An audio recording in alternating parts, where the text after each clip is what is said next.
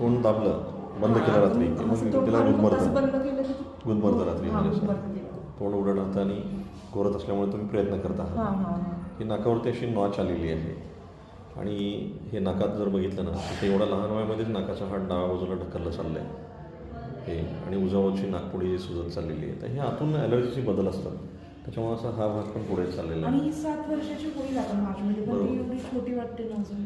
हो ना, इथला जो अडथळा असतो ना ॲलर्जीमुळे, तर ॲलर्जिक रायनायटिसच्या मुलामध्ये इव्हन काही जणांना इथे टॉन्सिल पण मोठे असतात, काही जणांना इथे ॲडिनॉइड्स पण मोठे असतात आणि इथे TH2 इन्फ्लमेशन म्हणून घशामध्ये आतल्या बाजूने असतात.